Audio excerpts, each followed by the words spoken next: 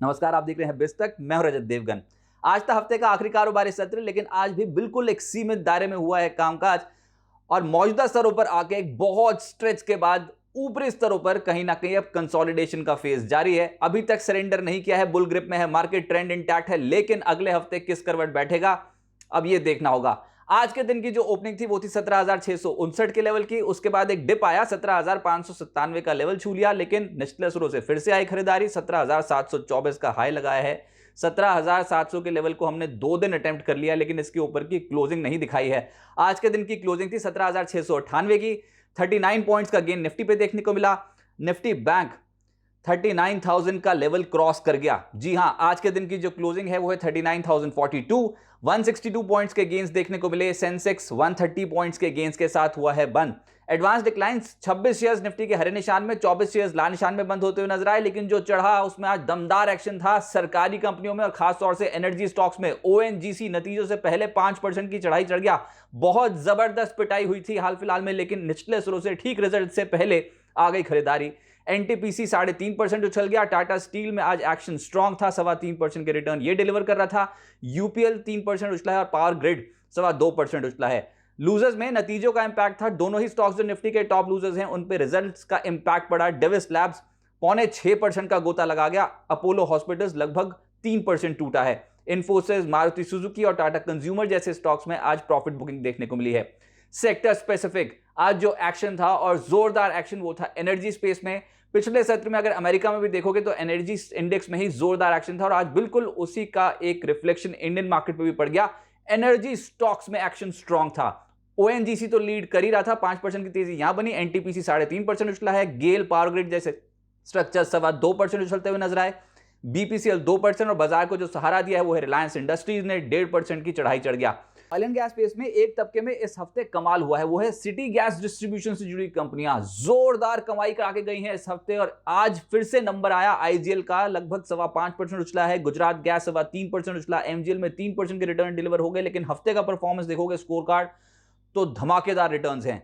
इसके अलावा ONGC, GSPL, HPCL, गेल ये तो खैर आउटशाइन कर ही रहे थे। ऑयल एंड गैस स्पेस में तमाम स्टॉक्स एक्टिव थे। मेटल्स ये खैर इस सीरीज के लिए ही आउट परफॉर्मिंग स्टॉक्स हैं, लोअर लेवल से पलटे हैं, लेकिन आज जो नंबर आ गया उसमें था स्टील अथॉरिटी और टाटा स्टील। 3.25% से 3.5% चढ़ गए।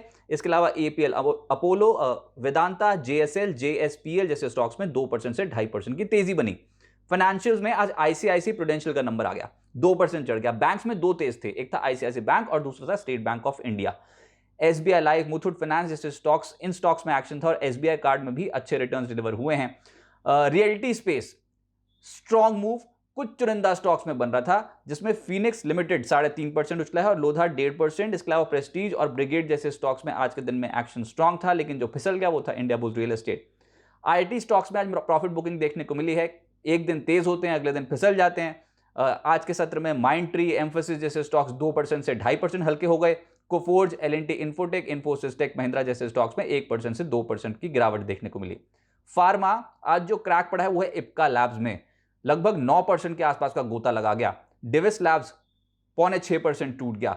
बायोकॉन, ल्यूपिन, सिप्ला ये दिग्गज कंपनियां हैं जहां पर आज प्रॉफिट बुकिंग देखने को मिली, लेकिन जो चढ़ गया वो था ऑरबिंदो फार्मा। इसके अलावा मीडिया में इस हफ्ते जो अंडर परफॉर्म कर रहे थे वो थे आइनॉक्स लेजर और पीवीआर। गिरावट का सिलसिला जारी रहा आज के सत्र में भी। दोनों ही स्टॉक्स लगभग 2.25% से 3% टूटे हैं आज।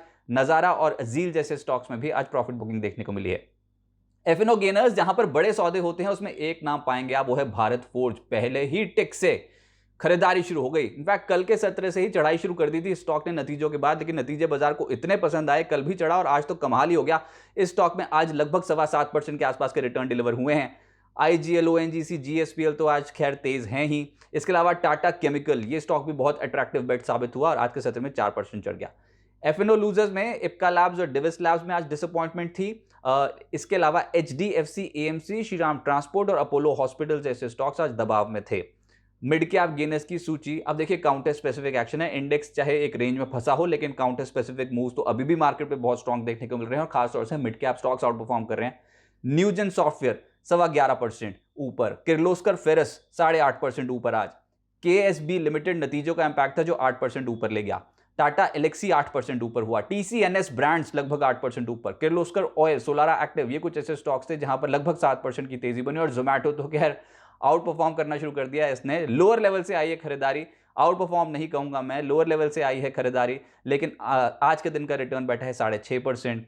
MTAR टेक, TCI और साथ साथ मैसडॉक जैसे जो स्टॉक्स थे यहां पर 5% से 6% के आसपास की तेजी बनती हुई नजर आई।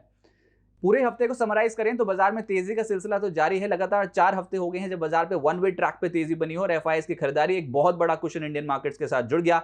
निफ्टी के इस हफ्ते के रिटर्न बैठे हैं 0.25% के आसपास और 300 पॉइंट्स के गेंस निफ्टी ने प्रोवाइड किया, लेकिन तेजी बनी है असल तेजी निफ्टी बैंक में 3% की चढ़ाई चढ़ गया, 1121 पॉइंट्स का स्ट्रेच एक ही हफ्ते में। निफ्टी में इस हफ्ते जो आउट परफॉर्म कर रहे थे वो था कोल इंडिया, 6.25% ऊपर, हिंडाल्को 6% से ज्यादा चढ़ा है, यूपीएल 6% चढ़ा है, Tata steel, Bajaj Finserv, axis bank, ICICI bank, ये तमाम स्टॉक्स तेज थे। निफ्टी में जो गिरा है इस हफ्ते वो था डिविस लैब्स, 5% टूटा है, अल्ट्राटेक लगभग 3% नीचे, Tata consumer, Adani ports, HUL और नेस्ले जैसे स्टॉक्स में भी 2% से 0.3% के आसपास की गिरावट देखने को मिली है। लेकिन मिड कैप स्टॉक्स जहां पर रियल फ्लेवर है समय मार्केट्स का, उसमें नंबर आया आईजीएल का। जैसे मैंने कहा ही है, सिटी गैस डिस्ट्रीब्यूशन से जुड़ी जो कंपनी है वो आउट परफॉर्म कर गई। आईजीएल एक हफ्ते की चढ़ाई है 22% की, टाटा केमिकल एक हफ्ते में 18% चढ़ा है, मेट्रो ब्रांड 16% चढ़ा है, HAL 13.5% एक हफ्ते का रिटर्न बैठा है, MGL में 13% के रिटर्न बैठे हैं। जोमैटो ये सरप्राइज था, लेकिन ये हकीकत है कि 13% लोअर लेवल से उछला है और बहुत पिटाई ऑलरेडी ये स्टॉक झेल चुका है। लूजर्स की सूची भी है इस हफ्ते, जहां पर सीक्वेंट साइंटिफिक को पाएंगे आप, 15% का डेंट पड़ा, नैटको फार्मा में 13.5% का डेंट पड़ा, डिलीवरी 12% नीचे आया, एडवांस एंजाइम 10% टूटा है, एस्टर डीएम हेल्थ केयर आज के सत्र में ही बहुत भयंकर पिटाई थी स्टॉक में, 9% एक हफ्ते नेगेटिव है ये। इसके अलावा इप्का लैब्स एक हफ्ते में 8% गिरा है। अब आगे क्या होगा? जो अभी बाजार बंद होने के बाद महंगाई और आईपी के आंकड़े हैं, इनका एक बड़ा इंपैक्ट होगा। महंगाई कम हुई है, ये खुशखबरी है।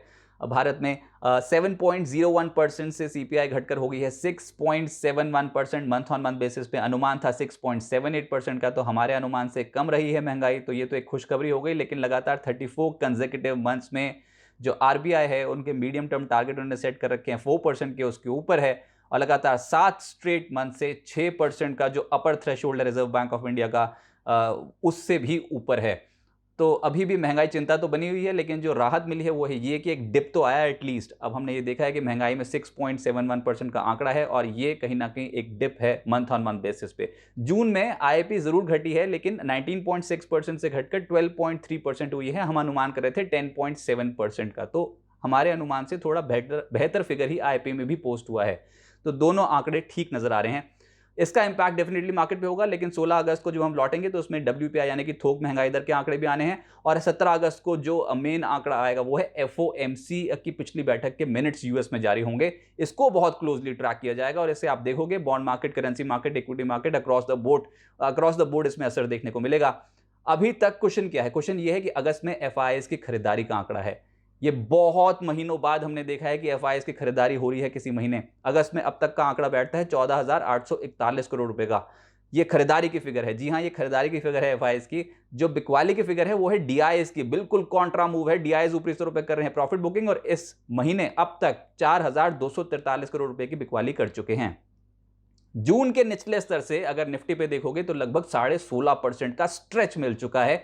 2,515 पॉइंट्स का गेन। जून का निचला स्तर था 15,183 और आज के दिन की क्लोजिंग बिठा लो तो 2,515 अंकों का गेन दिखाई देगा आपको। ऐसे ही जून के निचले स्तर से निफ्टी बैंक में 21% की चढ़ाई हो चुकी है। 6,752 पॉइंट्स का गेन है। ये बहुत बड़ा स्ट्रेच है। इसीलिए जहां पर अभी खड़े हैं ये हम बोल रहे हैं एक बहुत इंपॉर्टेंट पड़ाव है। निफ्टी का अब एक अहम लेवल पे पहुंचते चले जा रहे हैं जो टेक्निकल के आधार पर बैठता है 17,800 से 17,900। इसके ऊपर निकल गए और साइकोलॉजिकल लेवल 18,000 के भी ऊपर निकल गए तो जाके मानेंगे कि हाँ, ये बुल्स की ताकत बहुत ही ज्यादा हो गई है। लेकिन अभी जिस तरीके का स्ट्रेच हमने देखा है तो इन लेवल्स पे कंसोलिडेट होना जरूरी है। बाजार ने अभी तक बिल्कुल सरेंडर नहीं किया है और जैसे मैं पहले ही बता चुका हूं अपने प्रीवियस वीडियोस में भी कि लगातार पिछले कुछ ट्रेडिंग सेशन से, और आज का दिन तो 12वां दिन था जब मार्केट ने अपने पिछले दिन के लो के नीचे की क्लोजिंग नहीं दिखाई है। ट्रेंड अभी तक इंटैक्ट है। अब अगला हफ्ता डिसाइडर होगा क्या ये स्ट्रेच और बढ़ेगा या फिर ऊपरी स्तरों पर अटकेगा बाजार।